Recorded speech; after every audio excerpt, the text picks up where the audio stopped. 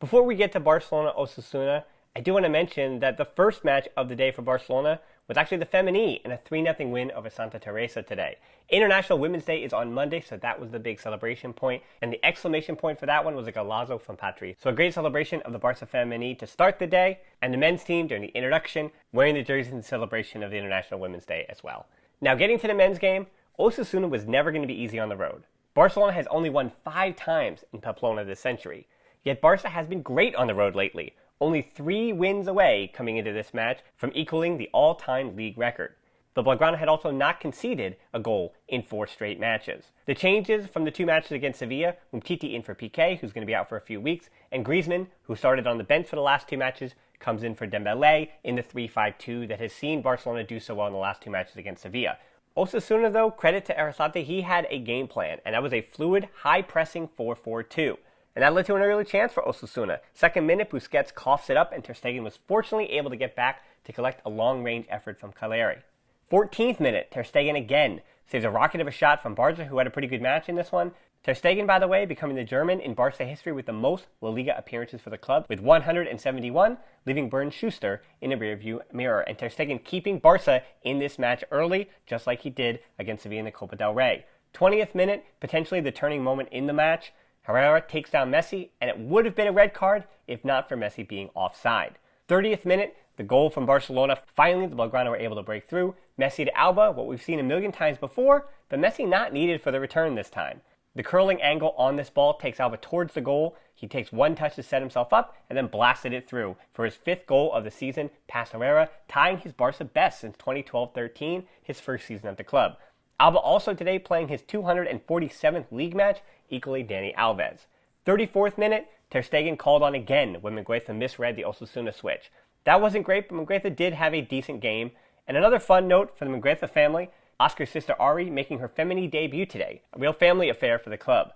As we neared halftime and getting into that second half, the downside of the 3 at the back, especially with Araujo and Piqué not healthy, was that with Umtiti getting a yellow card, the 3 options became 1. Leave him in for the rest of the game and hope he doesn't get a second, 2. Potentially push De Jong back to center back, which is not ideal, or 3. Change the formation. And the formation change made a little bit of sense too, because as hard as Griezmann was working to create space for his teammates, you can argue that his ability to pull the center backs is what led to Alba getting the space for the first goal. There was definitely a verticality difference in terms of what we saw from Dembélé against Sevilla and what we saw from Griezmann today. So to add that verticality, I guess you can just put Dembélé on the field. So that's what Koeman did. He switched up the formation to a 4-3-3, Dembélé on for Umtiti at halftime, coming on the right side.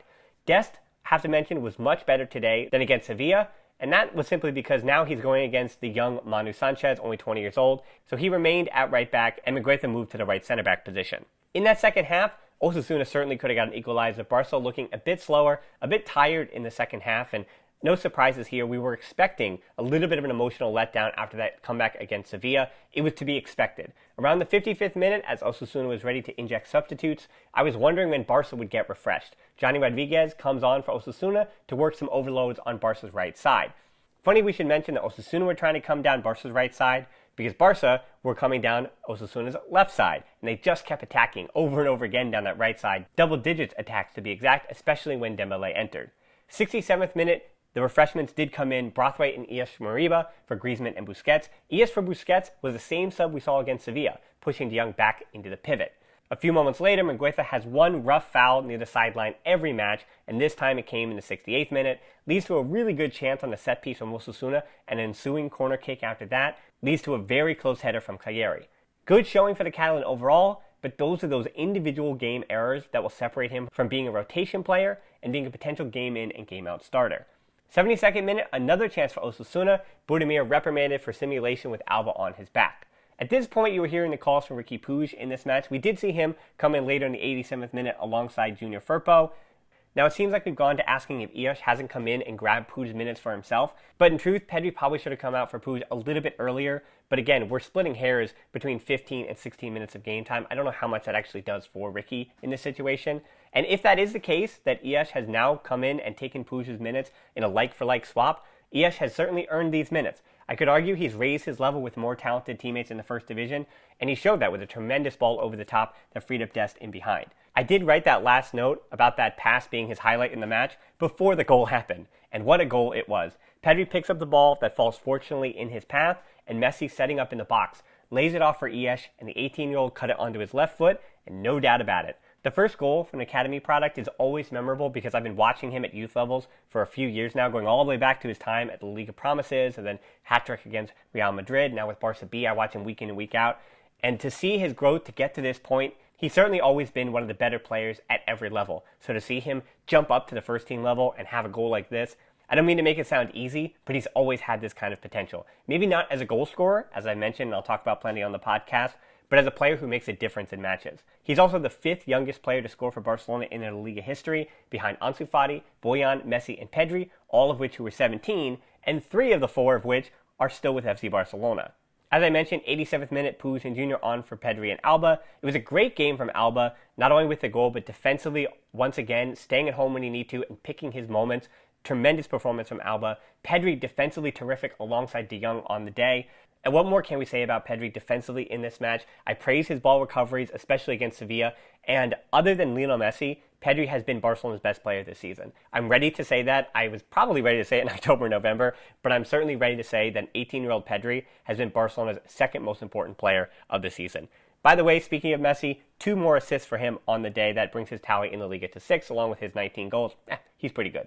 Now, what that means for Barcelona, Atletico Madrid, 2 games in hand, including tomorrow's Madrid derby. But Barca has applied the pressure. That's what they were asked to do, and that's what they have done in the new year. They would be first in the table if the table started in 2021, which it does not, unfortunately. Osasuna, by the way, will be 7th in the table if it started in 2021. So that's why you knew it was going to be a difficult match. Osasuna were a team in good form. And I haven't mentioned him, but I do want to mention Ronald Koeman again.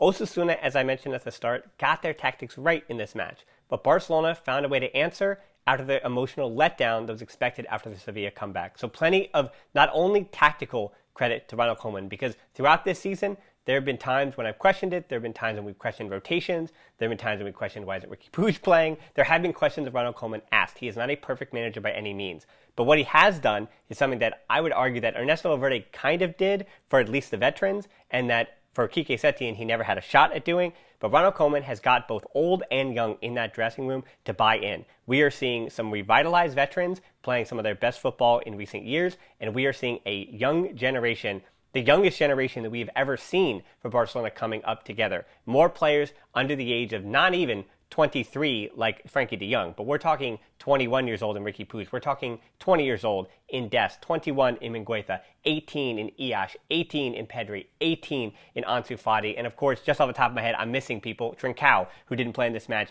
is 21. Again, there's still players that I'm missing, and Barca B is full of young players as well that could come in and make an impact. And Koeman, the way that he has navigated both the old and the young, and having them competing in the Copa del Rey final, and having them still competing for the Liga, as much as we're going to talk about the unfortunate business in the Champions League, for this team in this kind of season to be doing this, I've tried to have hope this season about the trophies, and as bleak as it looked at times, it's not for me even about the trophies again this season. They'd be great. Yes, Barcelona is about winning trophies, but to see this young generation tells me that more trophies certainly could be coming in the future in the post-Messi era. So of all the criticism of Koeman in tactics and rotations, players in, players out, the way he has navigated that dressing room, you have to say that he's done an exceptional job in that category. I'm so excited for this youth revolution. Barcelona now just 2 points behind Madrid, though, in the table, even though Madrid does have the 2 games in hand. Barcelona, more importantly, though, just taking care of their own business. It's now 16 in La Liga without losing, and 8 away wins in a row, meaning they're just 2 away from equaling the all-time record of most consecutive away wins. So it's an exciting time to be a Kool-Aid. Tomorrow, there's a new president coming in, so you can check that out on the YouTube channel as well, about the 3 presidential candidates with the heavy favorite. And we're going to have a podcast this week, and Frances and I are going to be talking about all of it, and I got a good feeling that it's going to be a good one. So until then, Forza Barca.